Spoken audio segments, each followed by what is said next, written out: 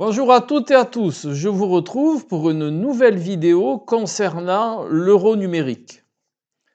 L'euro numérique est une blockchain qui va permettre d'éliminer la monnaie fiduciaire. La monnaie fiduciaire, c'est la monnaie papier et les pièces, bien entendu.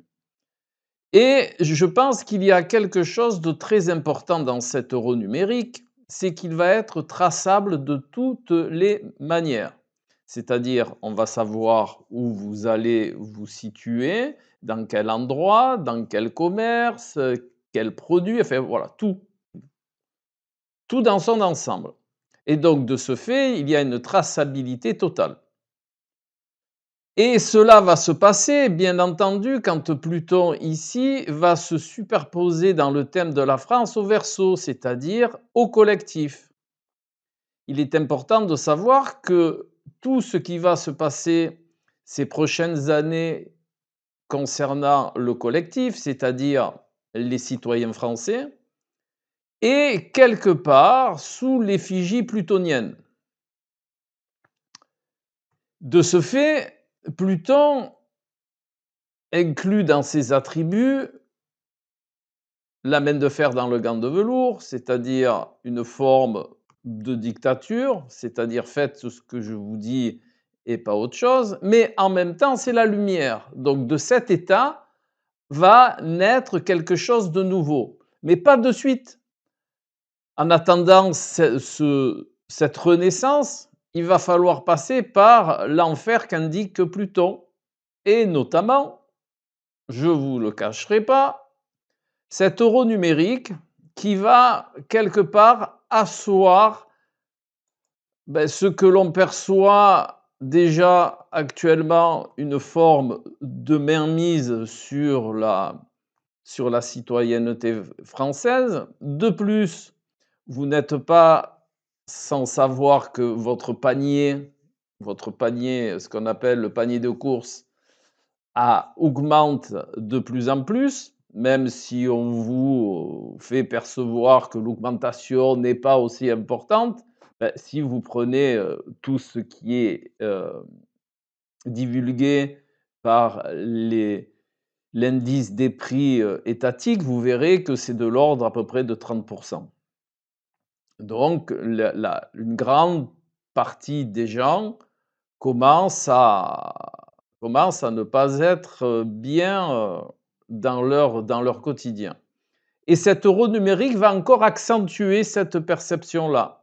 Alors, soit dit en passant, comme je vous dis habituellement, je ne cherche à convaincre personne, ce sont des synchronicités qui sont entre les mouvements planétaires, le thème de la France et bien entendu ces synchronicités que l'on vit par rapport à ces mouvements planétaires. Donc pas d'affolement, il s'agit juste simplement de faire une étude astrologique sur ces correspondances-là. Voilà. Donc de ce fait, l'euro numérique est associé, bien entendu, par le passage de Pluton en Verseau, bien qu'actuellement Pluton fasse un petit peu l'essuie-glace entre le Verseau et le Capricorne, mais les influences commencent déjà à se faire sentir. De plus, vous voyez que Pluton, là, vers 2029, il va entrer dans la maison 12 qui se situe ici, à 10 degrés du Verseau. Eh bien là, on va, je pense, rentrer dans cette espèce d'énergie de renouveau parce que nous aurons vécu des choses difficiles. Donc si je fais cette vidéo, c'est pour vous informer et pour avoir connaissance que des jours difficiles vont se présenter.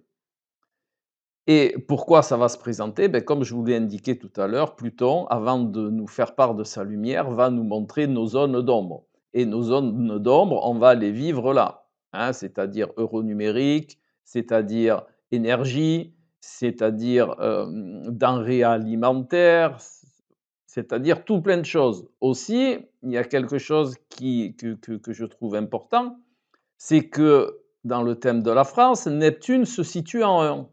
D'accord? Le transit, là, Neptune en transit se situe en 1. Et donc, cette situation-là prouve un manque de discernement.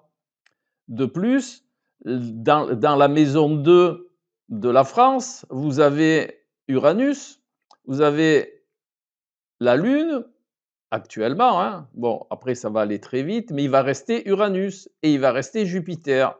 Donc ça va être des comportements excessifs. Je pense que la planche à billets va encore fonctionner. Je pense aussi qu'il y a des notions nouvelles qui ne peuvent pas faire jour. Tout ça va engendrer un climat très compliqué. Donc, ce climat très compliqué va pouvoir être beaucoup plus souple si beaucoup de gens prennent conscience de la réalité des choses. Hein. Neptune 1, manque de discernement, on n'est pas dans la réalité, on est plutôt dans la croyance. Donc c'est important. Si vous regardez, il y a aussi une petite interaction jupitérienne, comme je vous le disais, qui va transiter pendant une petite année la maison 2, donc excès dans le domaine financier, excès de toutes sortes.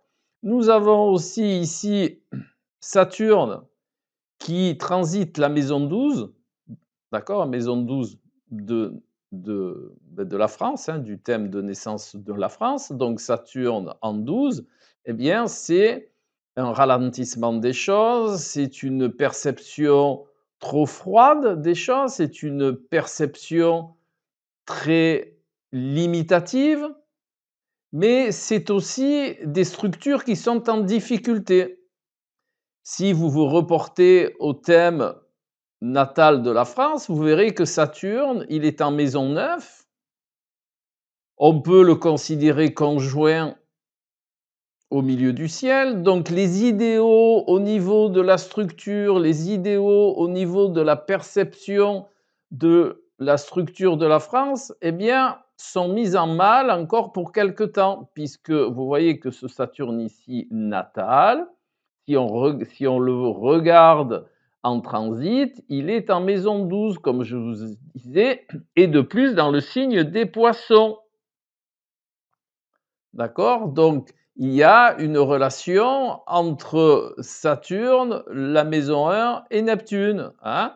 Même si Saturne n'est pas conjoint ni n'est pas dans la maison 1, mais vu qu'il est dans le même signe que l'ascendant, forcément, il y a une certaine coloration saturnienne. Et comme Saturne se situe dans le signe des poissons, il y a aussi une coloration neptunienne de Saturne, ce qui revient à dire en clair qu'il y a un manque de discernement dans les structures, dans la stratégie, hein, et dans les idées, et dans la direction, et dans l'ambition de la France. Voilà. Tout ceci, bien entendu, je le laisse à votre propre perception. Vous en tirerez par rapport à vos, justement, par rapport à vos perceptions, vous en tirerez et vous en réfléchirez ce qui est en adéquation avec vos perceptions. Voilà. Donc c'était juste une toute petite vidéo parce que je pense que l'euro numérique n'est pas perçu à sa juste, à son juste emploi, je dirais, hein, juste emploi, voilà. Euh, donc, il est important de vous informer, de vous renseigner, que vous puissiez prendre connaissance. De plus, il faut savoir que dans l'idéologie de l'euro numérique, il y a aussi une notion de perception, pas de perception, de péremption, pardon. C'est-à-dire que l'euro numérique peut avoir une date de péremption, c'est-à-dire on va vous dire, si vous n'avez pas dépensé telle somme avant telle date, eh bien, hop, il va s'évaporer. Alors, c'est vrai, ça paraît bizarre comme ça. Hein. Moi, je me suis, alors là, à titre personnel, je me suis dit, mais attends, c'est quoi ce truc-là là, on va me faire disparaître. Eh ben oui. Eh ben. Pourquoi? Pour plusieurs raisons. Parce que la France, regardez bien la France au départ. Hein. La France, elle a une maison 2 qui est à la fin du bélier, d'accord, et qui prend tout le taureau. Donc, on peut dire que le taureau est un signe intercepté, d'accord, 30 degrés, donc ici 2 degrés, donc le signe, voilà, bon, c'est ce qu'on appelle un signe intercepté. et en réalité, c'est un axe intercepté, c'est Taureau-Scorpion. Donc la France, à la base, est un pays qui épargne beaucoup. Les Français sont épargnants et d'ailleurs, si vous regardez les analyses mondiales, vous vous apercevrez que le pays qui épargne le plus au monde, comme par hasard, c'est la France. Alors je dis comme par hasard, mais ce n'est pas du hasard, hein, c'est une synchronicité. Voilà. Et l'euro numérique aura cette fonction de faire sortir l'épargne des Français. Pourquoi? Parce que, eh bien, les structures étatiques ont besoin que cette épargne sorte, ont besoin que l'argent tourne. Et quand on épargne, eh bien, l'argent ne tourne pas. En plus, elle est, comment on dit, elle est intrabancaire. C'est pas de l'argent qui vit, hein. Donc, quand on épargne, on consomme pas. Et puis tout, on consomme pas, on fait pas tourner, on fait pas tourner le commerce. Voilà. Donc, on fait pas tourner la consommation. Voilà.